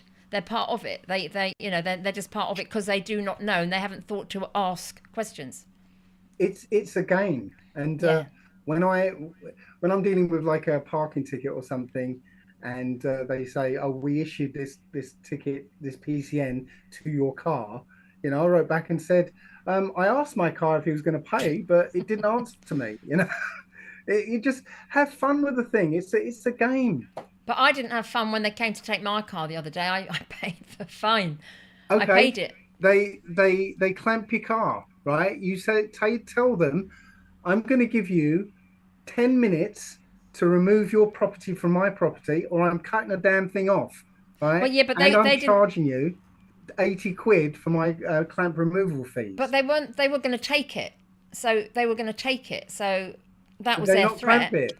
No. I just had this horrible letter, and he said, "I'm coming. You know, coming back Oh, sometime." yeah. Don't worry about the letter. Well, I know. I think you've got to choose your battles as well. I mean, now, now Sit in your car. Sleep in your car. Sleep in my Sit car. in your vehicle. Oh, Take it, man. that's interesting because I interviewed a lady who did sit in her car and the police came and dragged her out. Oh, really? But Yeah. Guy, also, guys, don't forget, right? I've done a tutorial on how to cut clamps off. If you go onto my Facebook account and scroll down, and you will find I've done a tutorial on how to remove them. Quite easy. So do Chop it. the van in half. No, easy. Easy. So listen, we've come to the end of the show, ladies and gentlemen. Before we go, it would be great so that the members of the panel can just promote where you can find out more about them and the stuff that they do. So as Matt, you're there and you were talking about your Facebook channel. Can you just tell us where it is and how we find it? Yeah, I mean, go on to www.hopesussex.co.uk or go onto the Hope Sussex Facebook page or Matt Single Facebook, and there's loads of information of all the things we've got going on. But don't forget, please, there is going to be a fantastic festival, 23rd to the 26th of August. It's the Hope Sussex Music Freedom Festival. It's going to be fantastic. We've got some great people. Danny Rampling is going to be headlining and loads of other names to be released. So we've got some wonderful stuff going on at Hope Sussex. Thank you. I'm gonna show my age now. I thought you said Charlotte Rampling. But then I don't know Charlotte Rampling. Charlotte Rampling was an actress from the 50s and 60s. Oh. Mick knows Charlotte Rampling. So, Matt, Mick. Yeah, basically, I'm not necessarily involved in the law at the moment, but I specialise in mindset. Anything that anyone wants to know about the manipulation, use of language, go to www.spectrumtc.co.uk. Brilliant. We must do a show together sometime. Yeah. I think mindset would be something that the audience would love to hear. Well, then I can, what I can also show people is the actual patterns that are used and why they're so effective when politicians spew them out to the masses. Yeah, brilliant. Yep. Dave. Right. Well, I didn't need to press a button. Well, you can get my website. It's www.allegedlydave.com. I have a Telegram group for Q&A. It's called Ask Allegedly Dave, and you can find my videos on. If you go to any of the video sharing platforms and put at Allegedly Dave, you'll find them. Fantastic, brilliant. Tony, you have? I'm not on Facebook. You can find out about the workshops that I don't say I run them, I organise. On the Sovereign Project Live, sovereignproject.live website, there's a list of workshops that are being run. They're not all over the country, but there's lots of different locations over the country. Fantastic, brilliant. And if I'll ask Karen to put all those in an email to me, and then I can put them all in the description. Yeah. But it might be a few. I'm going to be away for a day or so, so it might take a bit of time. Fine. But anyway, you've heard it all there. I would love to thank my wonderful panel, or our wonderful panel, I should say. Oh, bless you. I didn't do anything. You did. You've done the show. I just switched the cameras on. The wonderful panel for coming on the show and being brilliant. And Karen, of course, for organising it. We decided to add a couple of extra of these. We have. I mean, next week's not Friday. It's going to be Thursday because it's a Good Friday. So we're doing a Thursday. It's going to be slightly different. I think we're trying to get as many of you clever clogs on the show as possible. Obviously, there'll be a live participation with the audience, so there'll be some questions. But if there's going to be like 5 or 6 of you, I think it's just really nice to give support to the public, to see you all there in your little blankety-blank or celebrity square boxes. Just coming together. So that will be next week. And then on the 5th and the 12th, the following 2 Fridays, we've got more people, new faces as well. So as I said earlier, we've got Sovereign Pete Wilson, Cuddy Spell, and I think Andy Barlow hasn't been on yet. So, which is wonderful about this, they keep coming. You do realise you've just done 3 talent shows in there. Celebrity Squares, New Faces, and Blankety Blank. Well, that's not really a talent show. But isn't that extraordinary? Well, it's entertainment. You said it's an entertainment. And in a minute it'll be good night from me. And good night from him. I'd also like to thank the wonderful Julia, who's been in there moderating, making sure that the chat has been very good, which she has done. Thank you very much, Julia. And also to you watching, and those of you in the chat, big thanks for coming along and supporting the show. Really appreciate that. Do share the show with your friends on social media and all of the rest of it, because the more people that know that there is a lawful remedy to some of the problems that are being pushed down our throats, when you've got experts like the team that we've had tonight and previously, it is good to know that we're not stuck with the legislation all the time. It's been terrific, isn't it? It's been another really good show. Great guys, yeah. So there we go. Putting it together. It's our pleasure. Well, we'll be back again next week, but it's Thursday because it would have been Good Friday. And then we've got 2 more the Fridays after that. But for now, it's 2 hours of anybody's thing. I'm going to go and have a cup of tea. Thanks all. Thank you, Richard. Thank you so much. Thank you. Yeah. Take care. And Thank you.